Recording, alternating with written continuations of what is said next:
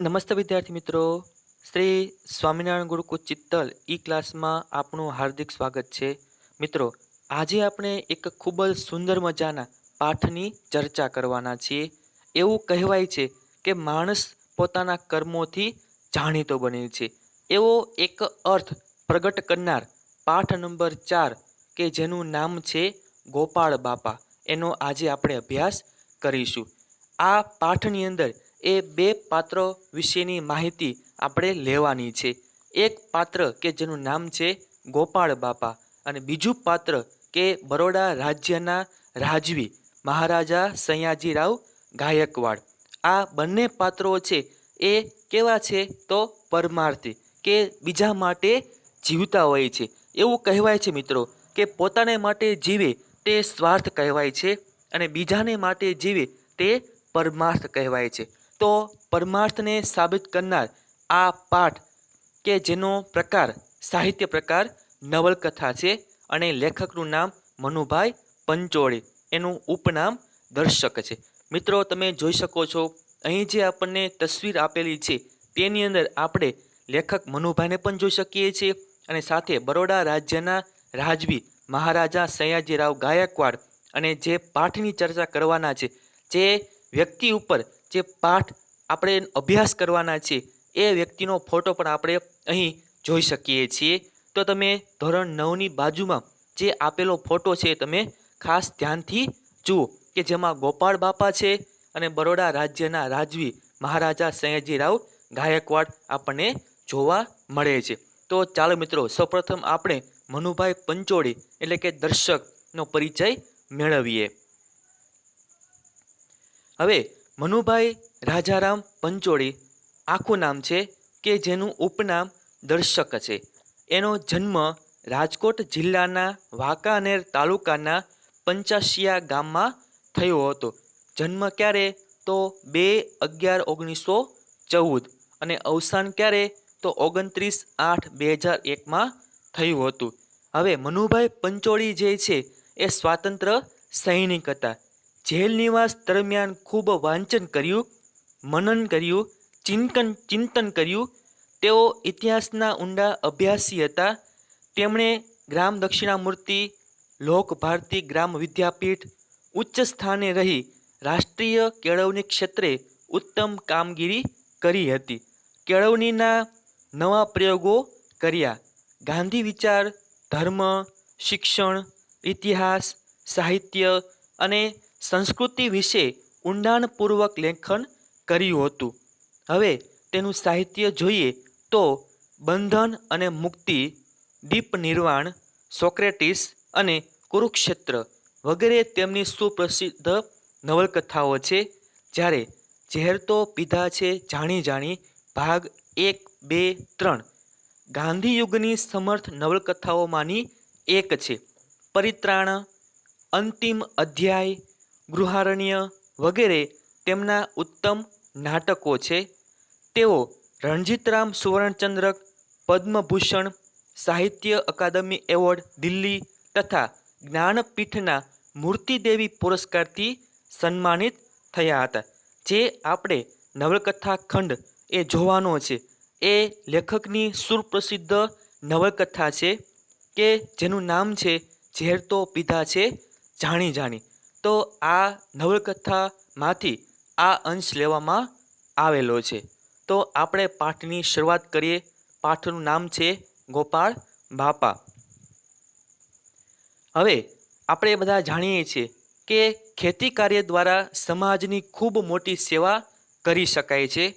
પર્યાવરણનું રક્ષણ કરી શકાય છે.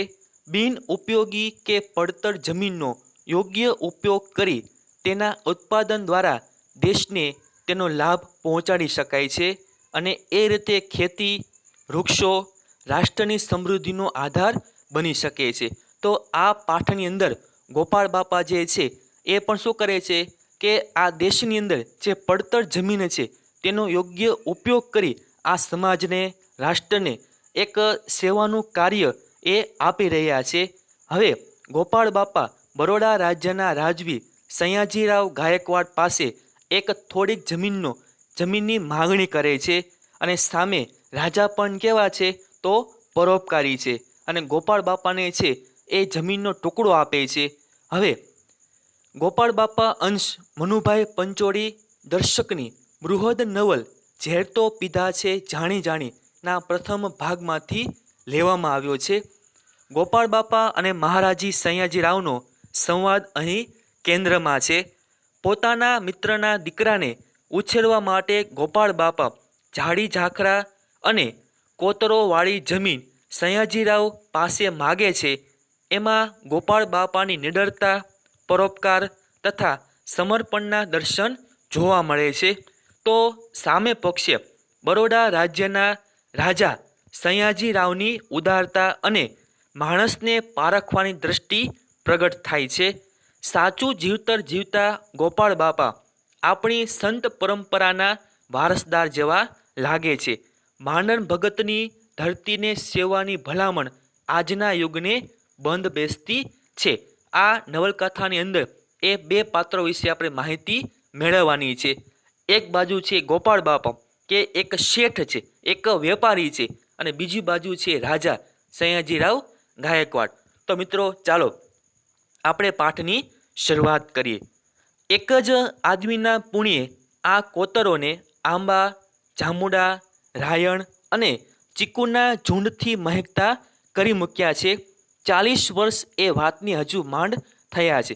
જ્યારે લેખકે આ પાઠ લખ્યો ત્યારે લગભગ 40 વર્ષ થયા હશે કે જે જમીન ગોપાળ બાપાએ માગી હતી તો આજે એ જમીનમાં આંબા જોવા મળે છે, જાંબુડા, રાયણ, ચીકુ, આ બધા વૃક્ષોથી આ કોતર જે જમીન છે એ આખી મહેકતી કરી મૂકી છે. હવે 40 વર્ષ પહેલાંની ઘટના એ આપણે જોવાની છે. વર્ષની શિયાળાની એક સવારે એ વખતના સ્વપ્નસેવી મહારાજ શ્રીમંત સયાજીરાવ આવા એક કોતરની ભેખડ ઉપરથી એક બે અંગરક્ષો સાથે ઊભા હતા કે જે જગ્યાએ આ ગોપાળ બાપાએ છે એ મહેકતું કરી મૂક્યું છે એ જગ્યા પરથી બરોડા રાજ્યના રાજવી શ્રીમંત સયાજીરાવ પોતાના અંગરક્ષકો સાથે એ ત્યાંથી પસાર થાય છે. પડખેના ગીરના જંગલમાંથી એક દીપડો આવ્યાના વાવડે એ આ તરફ ઉતરી આવ્યા હતા. તેઓને સમાચાર પણ મળ્યા હશે કે એક દીપડો એ જંગલમાંથી પસાર થયો છે કે જે જગ્યાએ મહારાજા છે પોતાના અંગરક્ષક સાથે ઊભા છે એ જગ્યાએથી પસાર થયો હશે. તો હવે તેની સામે આવવા માટે, તેની પાછળ આવવા માટે મહારાજા પોતાના અંગરક્ષક સાથે છે એ ત્યાંથી પસાર થાય છે. થોડાક શિકારીઓ ગોરડ બાવળના ઝાડા ઝાખરામાંથી નીચે કોતરમાં જતી કેડીએ સાવચેતીથી ઉતરતા હતા કેમ કે ભેખડવાળી જમીન હતી એટલે ધીમે ધીમે ત્યાંથી ઉતરવું પડે. તો હવે થોડાક શિકારીઓ જે છે એ આવા વિસ્તારમાંથી ગોરડ બાવળના ઝાડા ઝાખરામાંથી છે નીચે કોતરમાં એ સાવચેતીથી ઉતરતા હતા અને બીજી બાજુ મહારાજા શ્રીમંત સયાજીરાવ ગાયકવાડ પોતાના અંગરક્ષક સાથે છે એ ત્યાંથી પસાર થતા હતા. એ બધા ગોરડની ઝાડીમાં દેખાતા બંધ થઈ ગયા કેમ કે આ જે થોડાક શિકારીઓ હતા એ ત્યાંથી પસાર થતા હતા, ઝાડા ઝાખરામાંથી પસાર થતા હતા. તો ધીમે ધીમે એ દેખાતા પણ બંધ થઈ જાય છે. મહારાજ દૂર દેખાતી ટેકરીએ દૂરબીન માંડીને જોતા હતા. ત્યાં કોતરમાંથી એક ખેડૂ માણસે આવીને પ્રણામ કરી કંઈ ફળ ભેટ ધર્યા. હવે જ્યારે પેલા જે શિકારીઓ હતા એ દેખાતા બંધ થઈ ગયા ત્યારે મહારાજા શું કરે છે કે ટેકરીએ દૂર ટેકરીથી છે એ દૂરબીન માંડીને એ દૂરનું દૃશ્ય જોઈ રહ્યા હતા. તો એવા સમયે એક ખેડૂત ત્યાંથી પસાર થાય છે અને મહારાજને જોવે છે તો મહારાજને પ્રણામ કરે છે અને એની હાથમાં જે ફળ હોય છે એ મહારાજને ભેટ ધરે છે. મહારાજે દૂરબીન બાજુ પર મૂકી કહ્યું, શું છે? હવે મહારાજા જે એ દૂરબીનથી દૂરનું દૃશ્ય જોઈ રહ્યા હતા અને પેલો ખેડૂત જે છે એ આવે છે, મહારાજાને પ્રણામ કરે છે અને મહારાજા શું કરે છે કે પોતાની હાથમાં જે દૂરબીન છે એ બાજુમાં મૂકીને પેલા ખેડૂતને કહે છે કે આ શું છે એમ. તો પેલો ખેડૂત શું કહે છે? બોર. શું કહે છે મિત્રો? જે ફળ હાથમાં હતા મહારાજે કીધું કે આ શું છે ત્યારે પેલો ખેડૂત માણસ જે છે એ કહે છે કે એ બોર છે. બોર? મુઠ્ઠી જેવડા? કેમ કે કોઈ દિવસ આવા બોર મહારાજે જોયા પણ નહીં હોય. કેમ કે આ બોર કેવડા છે? તો કે મુઠ્ઠી જેવડા છે એમ. તો આશ્ચર્યથી મહારાજ મીઠા લીંબુ જેવા બોરને જોઈ રહ્યા હતા કે બોરનું કદ જે છે એ કેવડું હતું? તો કે લીંબુ જેવા બોર આપણને જોવા મળે છે એમ. પછી પૂછ્યું, ક્યાંથી લાવ્યા? હવે મહારાજા છે એ પેલા ખેડૂતને પૂછે છે કે તમે આ બોર ક્યાંથી લાવ્યા? અહીંની મારી બોરડી પરથી, મેં એ જાતે ઉછેરી છે. શું કહે છે પેલો ખેડૂત? કે આ બોર જે છે એ મારી બોરડી પરથી હું લાવ્યો છું અને આ બોરડી મેં જાતે ઉછેરી છે. ભેટ ધરવા આવ્યા હશો. અને મહારાજા શું કહે છે ખેડૂતને? કે તમે ભેટ ધરવા માટે આવ્યા હશો. નાજી, ભેટ લેવા આવ્યો છું. શું કહે છે ખેડૂત? મહારાજે કીધું કે તમે ભેટ ધરવા આવ્યા છો. ત્યારે ખેડૂતે શું કીધું? કે ના, હું ભેટ લેવા માટે આવ્યો છું. હસીને મહારાજ કહે, હા, ત્યારે તો લોભે લોભ આવ્યા છો. કહો શું અરજ છે? અને અંતે આપણને બધાને ખબર છે કે રાજા પાસે આપણે શું કામ જઈએ છીએ? કે કંઈ ભેટની માગણી કરવા માટે આપણે જતા હો છો. ત્યારે રાજા પણ કહે છે કે હા, તમે લોભે લોભ અહીં આવ્યા છો. કહો તમારે શું જોઈએ છે? મહારાજ, અરજ તો એટલી જ છે કે આ કોતર મને યોગ્ય કિંમતે આપો. હવે પેલો ખેડૂત શું કહે છે કે મફતમાં મારે જોતું નથી. કેમ કે આ કોતરનો વિસ્તાર જે છે એ મારે જોઈએ છે. તમે જે કિંમત માગશો હું તમને એક કિંમત આપવા તૈયાર છું. માંગણી કરજો. હવે આ વાક્ય કોણ બોલે છે? તો રાજા સયાજીરાવ બોલે છે. હવે પેલો ખેડૂત જે છે એ શું કહે છે કે માગણી કરીએ તો વર્ષ 3 થઈ ગયા, કોણ દાદ દે છે? કેમ કે કોઈ સામું જોતું જ નથી. જ્યારે મહારાજે કીધું કે માંગણી કરજો, બરાબર, તો માંગણી કરશો તો તમને જમીન અમે આપીશું. ત્યારે ખેડૂત શું કહે છે કે માંગણી કરીએ એના 3 વર્ષ થઈ ગયા છે પણ કોઈ દાદ દેતું નથી. આપું શું કરશો? બોરડી ઉછેરશું? અને જ્યારે મહારાજે એવું કીધું કે હા, તમને આ કોતર આપી ચાલો, તો તમે શું વાવશો? તમે બોરડી ઉછેરશો એમ?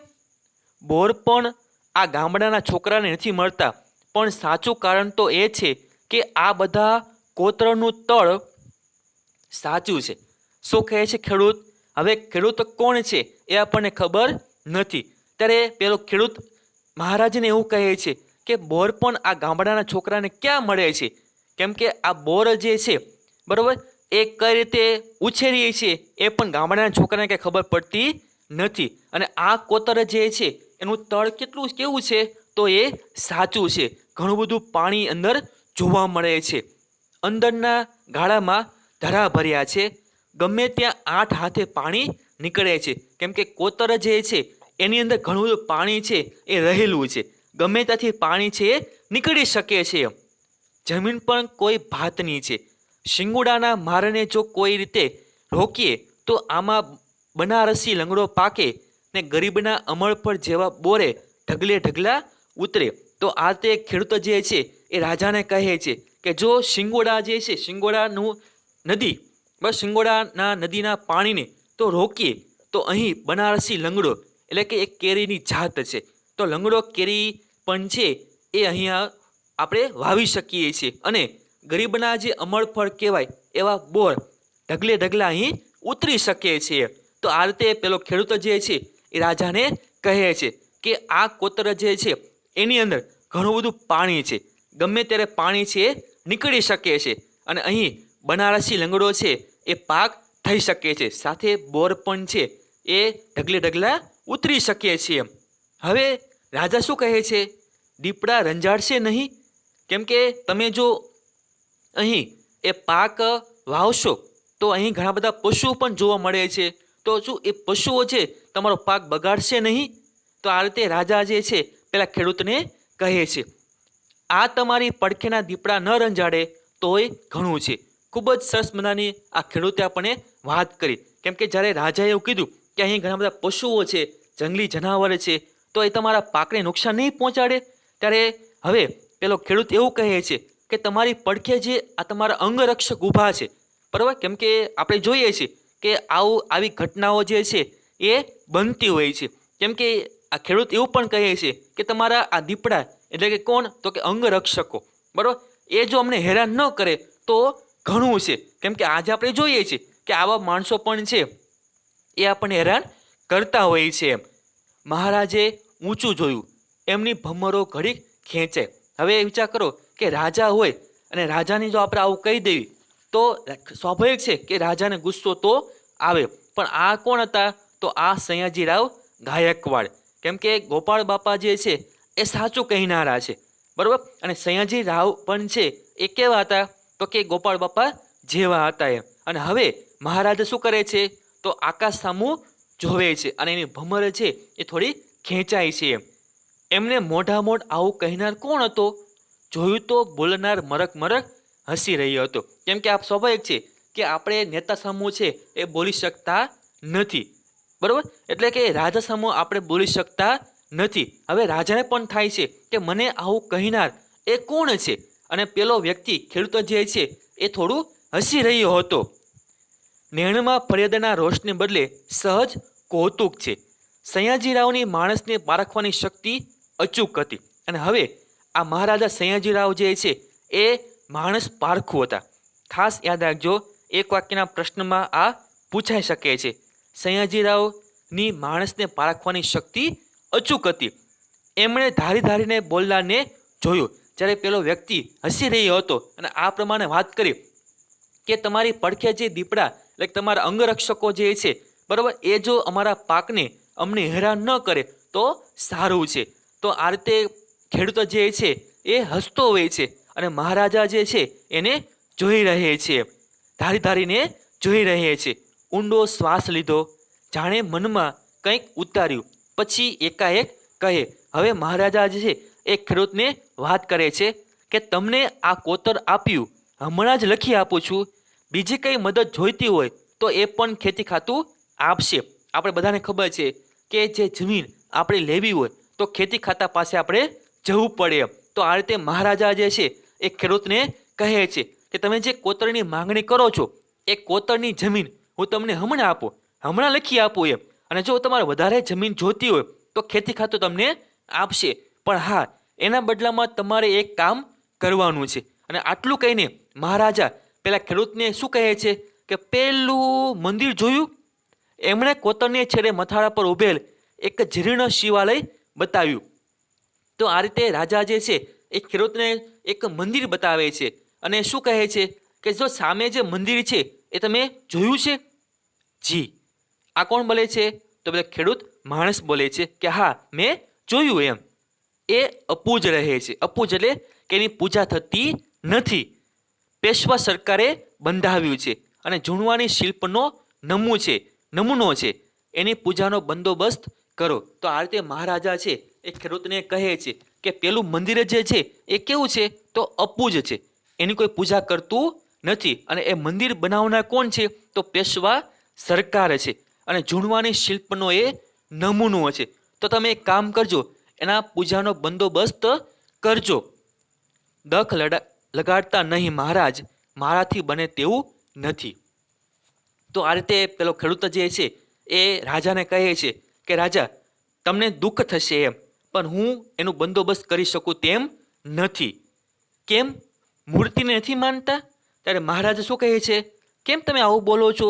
તમે મૂર્તિમાં નથી માનતા એમ? ના રે બાપુ, એમ તો અમે અને તમે સૌ મૂર્તિઓ જ છીએ ને. આ મૂર્તિઓને રહેવાની જગ્યા નથી મળતી, ત્યાં વળી પાણાની મૂર્તિઓ ક્યાં પધરાવી? બહુ ખૂબ જ સરસ મજાની આ ખેડૂતે વાત કરી. સ્વાભાવિક છે કે આપણે બધા એક મૂર્તિ સમાન જ છીએ કે આજે આપણે રહેવા માટે એ જગ્યા મળતી નથી. આપણે જોઈએ છીએ કે જે ગરીબ લોકો હોય છે, બરાબર, એ કઈ જગ્યાએ રહેતા હોય, કેવા વિસ્તારમાં રહેતા હોય છે, આપણને રહેવા માટે જગ્યા પણ મળતી નથી. અને આપણે જોઈએ છીએ કે પાણીની મૂર્તિ હોય છે, એનું એ જે રહેતી હોય એ કેવા સરસ મજાના મંદિરમાં રહેતી હોય છે એમ. તો આપણને રહેવાની જગ્યા મળતી નથી અને આપણે મૂર્તિને એ મંદિરમાં પધરાવીએ છીએ એમ. મહારાજ ઘડીભર કહીના સામે એક ટસે જોઈ રહ્યા, પછી કહે, વાત તો સાચી છે, પણ ત્યાંય મૂર્તિને નામે આશરો સૌને મળે તેવું કરજો. હવે રાજાને પણ ખબર પડી કે ભાઈ ખેડૂતના કહેવાનો અર્થ જે છે એ સાચો છે. જે ખેડૂતે વાત કરી કે મૂર્તિને આપણે મંદિરમાં પધરાવીએ છીએ અને જે સાચી મૂર્તિ જે સજીવ મૂર્તિ છે એને રહેવાની જગ્યા મળતી નથી. તો રાજાને પણ એવું લાગે છે કે આ ખેડૂતની વાત જે છે એ સાચી છે.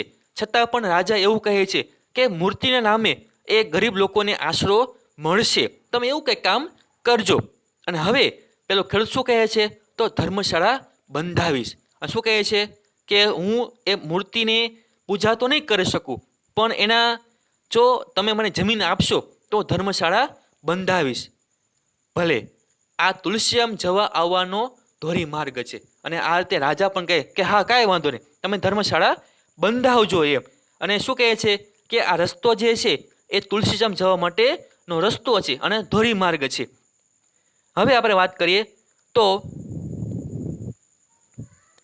શિકારીઓ હજુ આવ્યા નહોતા એટલે પછી વાતે વળગ્યા. કેમ કે શિકારીઓ જે છે એ ઝાખડામાં જતા રહ્યા હોય છે, હજી આવ્યા નથી. અને હવે પેલો ખેડૂત અને મહારાજા વચ્ચે વાતચીત ચાલી રહી છે. મહારાજને આમાં રસ પડ્યો. એમાં જાણ્યું કે આ ખેડૂત તો વણિક છે, નામ છે ગોપાળદાસ.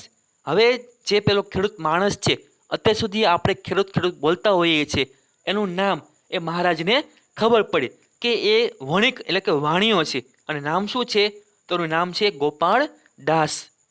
બરડાના પેટાળના એક ગામડામાં રહે છે. ક્યાં રહે છે, તો બરડાના પેટાળમાં એ એક ગામડામાં એ રહે છે. આ બધી જમીનની ખટપટ કરે છે તે તો ભાઈબંધના દીકરા માટે. શા માટે પેલા ખેડૂતે એક કોતરની જમીન માગી, તો પોતાના ભાઈબંધના દીકરા માટે, પોતાના ભાઈબંધના દીકરાના ઉછેર માટે છે એ કોતરની જમીન એ માગે છે.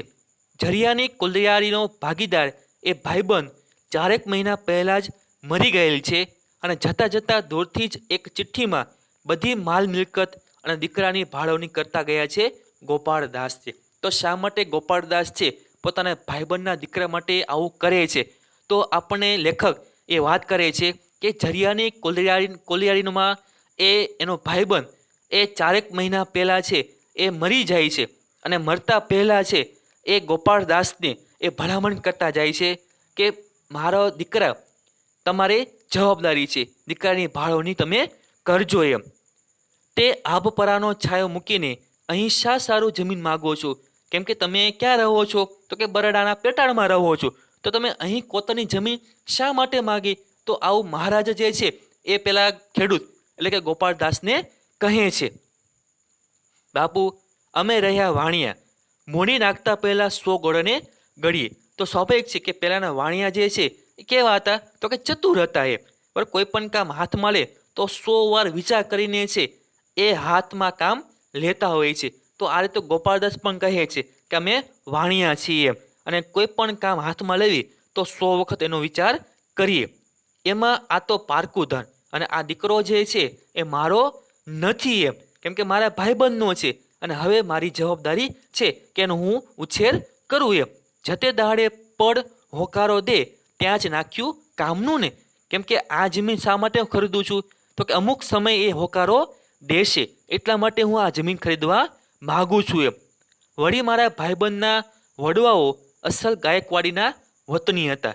અને મારા ભાઈબંધે જે દીકરાની ભાળવણી કરી છે બરાબર, એના વડવાઓ એ અસલ ગાયકવાડીના વતની હતા.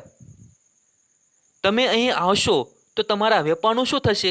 કેમ કે તમે બીજે રહો છો, તો તમે અહીં આવશો અને આ કોતરની જમીન છે તમે વાવશો તો તમારા વેપારનું શું થશે? તો આ રીતે મહારાજ જે છે એ ગોપાળદાસને વાત કરે છે. વેપાર કંઈ કરવો જ નથી, હરિનામનો જ વેપાર કરવાનું મારા ગુરુએ કહ્યું છે. મહારાજના પ્રશ્નોનો જવાબ છે ગોપાળદાસ આ રીતે આપે છે કે હું વેપાર કરવા માટે અહીં આવ્યો નથી. હા, વેપાર કરવાનો છે, પણ શેનો વેપાર કરવાનો છે? તો કે હરિનામ, ભગવાનનો વેપાર કરવાનો છે, એવું મારા ગુરુએ કહ્યું છે. કોણ ગુરુ? ત્યારે રાજા શું કહે છે કે તમારા ગુરુ કોણ છે એમ. ગુરુ માંડણ ભગત. ખાસ મિત્રો યાદ રાખજો, ગોપાળદાસના ગુરુનું નામ શું છે એવો પ્રશ્ન પૂછાઈ શકે છે. તો માંડણ ભગત જે છે એ ગોપાળદાસના ગુરુનું નામ છે. થઈ ગયા ધોરાજી પડખે. તો આ રીતે ગોપાળદાસ એ મહારાજને પોતાના ગુરુની ઓળખાણ આપે. શું કહે છે કે ધોરાજી પડખે એટલે બાજુમાં એ થઈ ગયા છે. મહારાજ એના આત્માની ગુલાબી કોળીથી એવી તો ભલભલા રીધિ સિદ્ધિવાળાની કોળતા જોઈ નથી. તો આ રીતે ગોપાળદાસ એ મહારાજને કહે છે કે મારા ગુરુ જે છે એનું નામ માનન ભગત છે અને ધોરાજીની બાજુમાં એ થઈ ગયા છે એમ. નામ તો સાંભળ્યું નથી, મહારાજે વિસ્મયથી કહ્યું. જ્યારે ગોપાળદાસ એની ઓળખાણ આપે છે ત્યારે રાજાએ એવું કીધું કે ના, તમારા ગુરુનું નામ તો મેં સાંભળ્યું નથી. હવે પછી શું કહે છે, પણ તમે કંઈ ચમત્કાર જોયો હશે? તમારા ગુરુએ ચમત્કાર કર્યો છે, તમે એ જોયો છે એમ? એકવાર મળ્યો છું બાપુ, બીજી વાર દર્શન ગયો ત્યારે તો દેહ પડી ગયો હતો. ત્યારે આ રીતે ગોપાળદાસ રાજાને કહે છે કે હા, એક જ વખત હું મારા ગુરુને મળ્યો છું એમ. બીજી વખત મળવા ગયો ત્યારે એ દેવ થઈ ગયા હતા. અમે તો પરીખ વાણિયા, એક વારમાં પારખી લીધું. કેમ કે ગોપાળદાસ છે એ વણિક હતા અને રાજાને કહે છે કે હા, હું મારા ગુરુને એક વખત મળ્યો હતો, કેમ કે અમે તો વાણિયા છીએ, એટલે એક જ વારમાં એને પારખી લીધા એમ. શું બન્યું હતું? મહારાજે પૂછ્યું. જ્યારે ગોપાળદાસે કીધું કે હા, બીજી વખત મળવા ગયો ત્યારે એ દેવ થઈ ગયા હતા. ત્યારે મહારાજે કીધું કે શું ઘટના બની હતી? મારડમાં હું મગફળીના સોદા માટે ગયેલો, બરાબર 10 વર્ષ ઉપરની વાત કરું છું. ત્યારે આ રીતે ગોપાળદાસ છે એ મહારાજને કહે છે કે મારા ગુરુ જે છે એ માનન ભગત છે અને બીજી વખત જ્યારે મળવા ગયો ત્યારે એ દેવ થઈ ગયા હતા. હવે વિગતે માહિતી છે એ ગોપાળદાસ રાજાને કરે છે કે એક વખત મારડમાં મગફળીના વેપાર માટે હું ગયેલો અને એ વાતને આજે 10 વર્ષ થઈ ગયા છે. ગામમાં ખાસ કોઈને ઓળખું નહીં તે દરવાજા પાસેની મોટી ધર્મશાળામાં ઉતરેલો અને એ વિસ્તાર છે એ મારા માટે નવો હતો એમ, કેમ કે ત્યાંના લોકોને ઓળખતો નહોતો એમ. જ્યારે દરવાજા પાસેની એક મોટી ધર્મશાળામાં મેં ઉતારો કરેલો એમ. દોઢીમાં ભગત બેઠેલા, ગામમાંથી લોટની કાવડ માગી આવેલા અને ત્યાં ધર્મશાળા હતી એની બાજુમાં ભગત છે એ બેઠેલા અને ગામમાંથી એ લોટ માગીને ત્યાં આવેલા, એની પાસે કાવડ હતી તો એ કાવડમાં એ લોટ જોયેલો એમ. તે એની વહુ રોટલા ઘડે અને એની પત્ની એ શું કરતી હતી તો રોટલા ઘડતી હતી ને ભગત કૂતરાને નીરતા જાય, કાળો વાન, આંખો નીચે રાખવાની ટેવ, હસે ભારે, જાણે સૌ બાળક જેવું. તો આ રીતે ગોપાળદાસ એ મહારાજને પોતાના ગુરુની ઓળખાણ આપે છે અને ગુરુ જે છે શું કરતા હોય છે તો કૂતરાને એ નીરતા જતા હોય છે. એનો વાન કેવો હતો તો કાળો વાન હતો, એની આંખો જે છે એ નીચી હતી, નીચે રાખવાની ને ટેવ હતી અને હસે એ ભારે, કેમ જાણે બાળક હસતું હોય એવું એ લાગતા હોય છે. અવાજ જોયો હોય તો વાંસળી જેવો. ગુરુનો અવાજ કેવો હતો તો વાંસળીનો સૂર હોય એવો એનો અવાજ જોવા મળતો હતો. ગલુડિયા હારે કંઈક ગડબડ વાતો કરતા જાય અને મરક હસે જાય. ત્યારે આ રીતે ગોપાળદાસ છે એ ગુરુને જોતા હોય છે અને રાજાને પણ કહે છે કે મારા ગુરુ જે છે એ ગલુડિયા સાથે છે કંઈક એ વાતો, કંઈક ગડબડ જે વાતો છે એ કરતા હોય છે અને સાથે હસતા પણ જતા હોય છે. ત્યાં મારી સામે આવીને એ ભગત શું કહે છે, શેઠ છો, શેનો વેપાર કરો છો? અને હવે જ્યારે હું ત્યાં ગયો ત્યારે મારા સામું જોઈને એ ભગતે શું કીધું તું કે તમે શેઠ છો, તમે વેપારી છો, શેનો વેપાર કરો છો? મેં કહ્યું પરચુરણ. ત્યારે આ રીતે ભગતના પ્રશ્નનો જવાબ છે એ ગોપાળદાસ આપે છે અને ગોપાળદાસ શું કહે છે કે હું પરચુરણ વેપાર કરું. પરચુરણ એટલે છૂટક વેપાર એમ. ત્યારે ભગત શું કહે છે, જથ્થાબંધ મૂકીને આવા પરચુરણમાં શીત પડ્યા છો?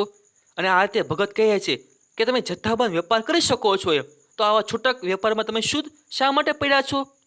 મેં કહ્યું બાપુ, મૂડી જોવે ને, હવે જથ્થાબંધ વેપાર કરવો હોય તો પૈસા તો જોઈએ ને એમ. ત્યારે આ રીતે ગોપાળદાસ એ ભગતને કહે છે, મૂડી તો માય પડી જ નહીં, કહી મારી સામે એકટશે જોઈ રહી. ત્યારે આ રીતે ગોપાળદાસને છે ભગત કહે છે કે મૂડી તો મારી પાસે ઘણી બધી પડી છે, તમારે જોતી હોય તો કહો, હું તમને આપું. ત્યારે આ રીતે ભગત છે એ ગોપાળદાસ સામું જોઈ રહી, એક ધ્યારું છે એ જોઈ રહે છે.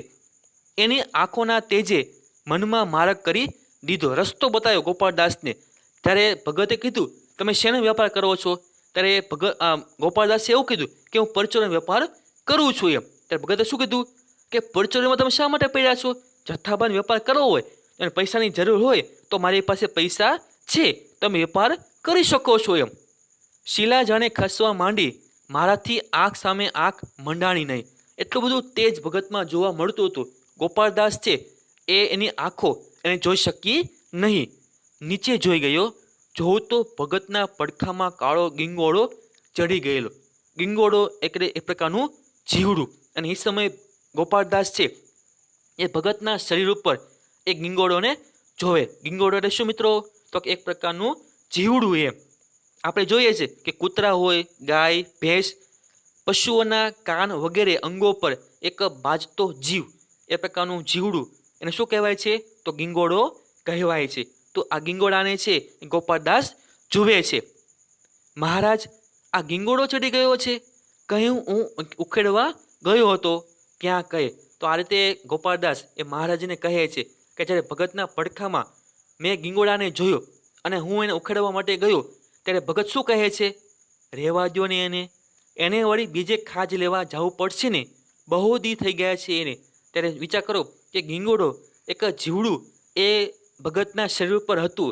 ત્યારે જ્યારે ગોપાળદાસ છે એને ઉખાડવા માટે જાય છે, ત્યારે ભગત એને રોકે. શું કહે છે કે રહેવા દ્યો ને, ભલે ને એનો જે લોહી છે, જેટલું એને ખાવું હશે એ ખાઈ લેશે એમ. કેમ કે હવે જો આપણે ઉખેડશું તો એને બીજી જગ્યાએ ખોરાકની શોધવા માટે જવું પડશે એમ. તો આવા સંત હોય છે એમ.